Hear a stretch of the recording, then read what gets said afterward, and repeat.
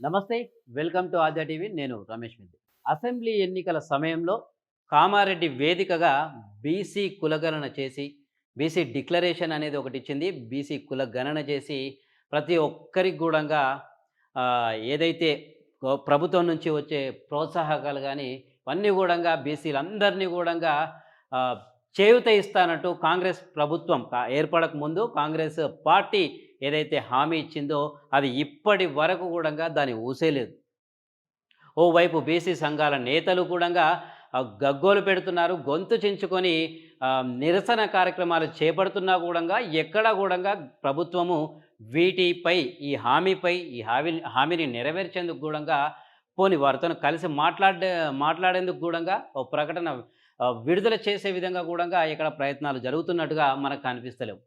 అయితే ముఖ్యంగా ఎందుకు ఈ ఈ టాపిక్ ఎందుకంటే బీసీ కులగణన చేపడతాము అని బీసీ డిక్లరేషన్ ఇచ్చింది కాంగ్రెస్ పార్టీ కాబట్టి ప్రతి ఒక్కరు కూడా ఎప్పటినుంచో పోరాడుతున్న బీసీ నేతలు, బీసీ సంఘాలు, అలాగే బీసీ సంబంధించిన ప్రతి ఒక్కరు యావత్ తెలంగాణ సమాజం కూడా ఎదురు చూస్తూ ఉన్నది.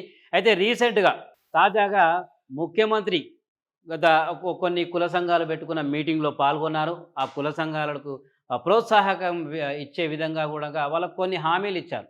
నిన్న చూసుకుంటే క్షత్రియ సంఘం ఆధ్వర్యంలో ఏర్పాటు చేసిన ఒక మీటింగ్లో ఆయన పాల్గొన్నారు.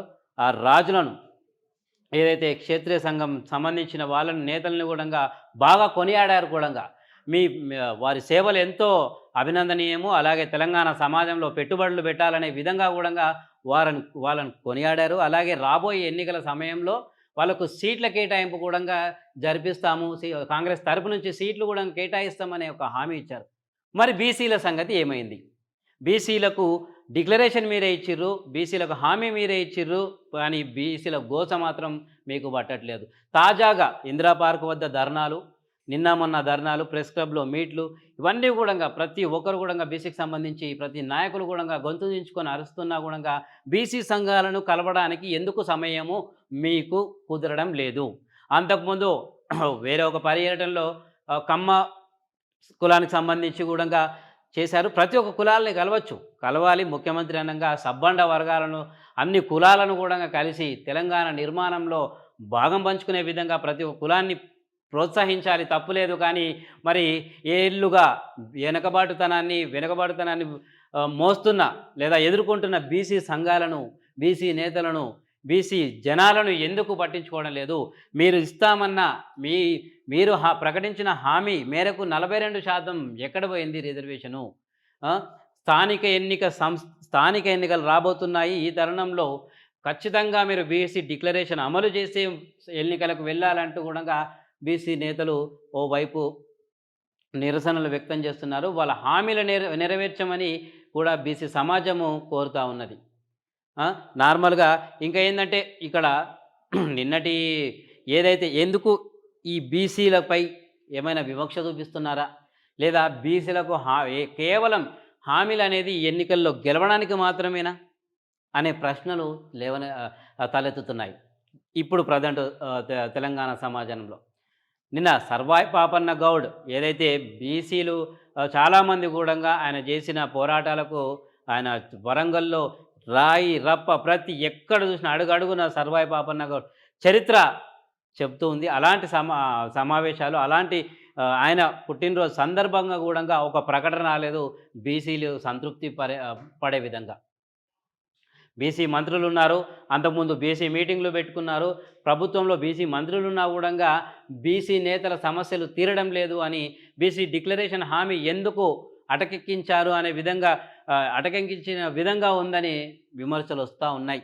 మరి ఎందుకు బీసీలకు ప్రభుత్వం బీసీల హామీలను ఎందుకు నెరవేర్చడానికి వెనకాడుతోంది? ఎందుకు అంటే కుదరడం లేదనా, లేకపోతే గ్రౌండ్ రియాలిటీలో బీసీల సంఘం బీసీలకు ఇచ్చిన హామీ నెరవేరదు అని తెలిసి వెనకాడుతున్నారా? అలాంటప్పుడు హామీలు ఎందుకు ఇచ్చారు అనే ప్రశ్నలు ఉత్పన్నమవుతున్నాయి. కలవచ్చు, ప్రతి ఒక్క కులాలను మీరు పొగడచ్చు, ప్రతి ఒక్క కుల సంఘాల మీటింగ్ వెళ్ళొచ్చు ఒక ముఖ్యమంత్రి అన్నప్పుడు. కానీ మరి బీసీల గోస ఎందుకు పట్టట్లేదు? తెలంగాణ నిర్మాణంలో బీసీల పాత్ర లేదా అని ఆ సంఘాలు ప్రశ్నిస్తున్నాయి. ఎందుకంటే రాజకీయ పరంగా మీరు ఈ అసెంబ్లీ ఎన్నికల్లో గెలుపు గూడంగా బీసీల ఓటు శాతము లేదా అని గూడంగా ఆ సంఘాలు ప్రశ్నిస్తా ఉన్నాయి. అయితే వీటి మీద మంత్రివర్యులు లేదా ముఖ్యమంత్రి గూడంగా ఒకసారి ఆత్మ పరిశీలన చేసుకోవాల్సిందిగా ఇక్కడ ఒక కోణంలో ఆలోచిస్తే ఆత్మ పరిశీలన చేసుకోవాల్సిందిగా గూడంగా అర్థమవుతోంది. బీసీలో ఏదైతే రాష్ట్రానికి బీసీలు గావచ్చు, అణగారిన వర్గాలు గావచ్చు, బడుగు బలహీన వర్గాలందరూ గూడంగా ఈ తెలంగాణ సమాజంలో, తెలంగాణ ఉద్యమంలో కీలక పాత్ర వహించిన సంగతి తెలిసిందే. ఆ! ఆ మేరకే మీరు ఏదైతే డిక్లరేషన్ ఇచ్చి 42% రిజర్వేషను అలాగే దాంట్లో కులగణన చేసి ఉపకులాలకు ప్రతి ఒక్కరు గూడంగా చేయూతనిస్తాము. ప్రతి ఒక్కరు గూడంగా వాళ్ళకు చేతి వృత్తులకు గాను బీసీల్లో ఉన్న చేతి వృత్తులకు గాను సహకారం అందిస్తామని మేనిఫెస్టోలో రూపొందించిన విషయం మరవకూడదు. ఆ విషయం మరిచారనుకుంటున్నాను మేమైతే. ఎందుకంటే ప్రస్తుతం పరిస్థితి అలా ఉంది. బీసీ నేతలంతా గూడంగా రోడ్లపైకొస్తున్న పరిస్థితి. బీసీ సంఘాల నేతలు, బీసీ ప్రజలు ప్రతి ఒక్కరు గూడంగా రోడ్డు మీదకొచ్చి ప్రభుత్వాన్ని నేడు ప్రశ్నిస్తా ఉన్నారు. ముందు ముందు కార్యాచరణ గూడంగా ప్రకటించుకొని ఉన్నారు బీసీ నేతలు. ఓవైపు మీ పార్టీలో ఉన్న కొంతమంది బీసీలే ఖచ్చితంగా కులగణన చేపడతాము. ఆ తర్వాతనే స్థానిక ఎన్నికలకు పోతాము అని కొంతమంది అంటున్నారు. అయితే బీసీల మీదనే సాక్షాత్తు మీ ఎమ్మెల్సీ తీన్మార్ మల్లన్న లాంటోళ్ళే ఇట్లా అన్నారు. సర్వాయి పాపన్న ఒకప్పుడు బీసీలను పెట్టుకొని ఉద్యమాలు నడిపిస్తే ఇప్పుడేమో బీసీలు రెడ్ లైన్‌ట పోతున్నారు. కొన్నిటికి ఆశపడిపోతున్నారనే వ్యాఖ్యలు కూడా చేసి ఉన్నారు.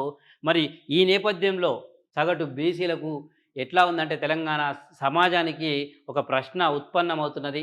అసలు బీసీల డిక్లరేషన్ నెరవేరుస్తారా? హామీలు నెరవేరుస్తారా? కులగణన చేస్తారా? ఓవైపేమో కేంద్రంలో మీ నేత రాహుల్ గాంధీ బీసీ డిక్లరేషన్ పైన కులగణన మీద కొట్లాడుతా ఉన్నాడు. కానీ తెలంగాణ రాష్ట్రానికి చూస్తే పరిస్థితి భిన్నంగా ఉంది. ఇక్కడ మాత్రం ఆ డిక్లరేషన్ సంబంధించి ఒక నో ఏదైతే ఒక ప్రకటన గూడా లేదు. అప్పుడొచ్చిన డిక్లరేషన్ తప్ప. ఇప్పుడు అధికారికంగా ఒక ప్రకటన లేదు. ఒక దాని మీద ఊసే లేదు అన్న పరిస్థితి ఉంది. అయితే దీన్ని ప్రతి ఒక్క సామాజిక వర్గాన్ని మీరు ప్రోత్సహిస్తున్నట్టే బీసీలకు గూడంగా మీరు ప్రోత్సాహం ఇస్తారని కోరుకుంటున్నాం. Thank you.